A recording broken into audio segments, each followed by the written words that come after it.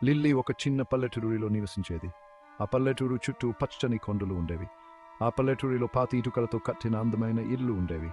ఆ ఇల్లు గోడప తీగలు పాకి ఉండేవి. లిల్లీకి తన మారు అంటే చాలా ఇష్టం, ముఖ్యంగా సూర్యాస్తమయం అంటే. ప్రతిరోజు సాయంత్రం లిల్లీ దగ్గరలో ఉన్న కొండపైకి ఎక్కేది. ఆమెకు ఇష్టమైన ఒక పెద్ద చెట్టు కింద కూర్చుని సూర్యుడు అస్తమించే దృశ్యాన్ని చూసేది.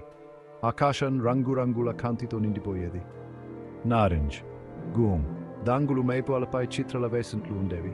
సూర్యాస్తమయంలో ఏదో మాయ ఉందని లిల్లీ నమ్మేది. ఆమె దూరదేశాల గురించి, అద్భుతమైన జీవుల గురించి కలలు కనేది. తన కలలు నిజం కాబోతున్నాయని ఆమెకు తెలియదు. ఒకరోజు లిల్లీ తన అమ్మ ఇంట్లోని పాత గదిలో ఆడుకుంటూ ఉండగా ఆమెకు ఒక వింత వస్తువు కనిపించింది. అది ఒక తాళం చెవి. పాతది, అందమైన వేలిపాడుగతో ఉన్న తాళం చెవి దుమ్ముతో పెట్టెలో దాగి ఉంది. ఆ తాళం చెవి చల్లగా ఉంది, చూడ్డానికి కంటే బరువుగా ఉంది. మస్క వెలుతురులో అది మెరుస్తూ లిల్లీని తన వైపుకు ఆకర్షిస్తున్నట్లు అనిపించింది. లిల్లీ ఆ తాళం చెవిని తీసుకుని తన చిన్న చేతుల్లో తిప్పుకుంటూ చూసింది. గదిలోని మసక వెలుతురులో మెరుస్తున్న తాళం చెవి ఏదో విచిత్రమైన లోహంతో తయారు చేయబడింది. ఆ తాళం చెవిపై అనేక వంకలు తిరిగిన ఆకారాలు చెక్కబడి ఉన్నాయి. అవి ఏదో రహస్య సంకేతంలాగా ఉన్నాయి.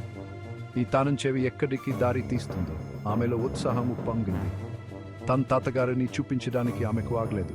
ఆయనకు అన్ని రకాల ఆసక్తికరమైన కథలు, ఇతిహాసాలు తెలుసు. లిల్లీ ఉత్సాహంగా మెట్లు దిగి పరిగెత్తింది. ఆమె తన తాతగారిని చూసింది. ఆయన హమేషలాగే నిప్పు గుటి దగ్గర కూర్చుని ఒక పోయి తార నాగారు ఎలిరస్పే చోటు అరిచింది. ఆమె తాతగారు మెరిసే కళ్ళు మరియు పొడవాటి తెల్లగడ్డంతో ఉన్న దయగల వ్యక్తి ఆ తాళం చెవి వైపు చూశారు. ఆయన ముఖం మీద నెమ్మదిగా చిరునవ్వు వ్యాపించింది. అరెరే, ఇది నాకు పరిచయం ఉన్నట్లు ఉంది అని ఆయన నవ్వారు. లిల్లీ ఉత్సాహంతో అటు ఇటు దూకింది. ఆమెకు ఇంకా వినాలని ఉంది.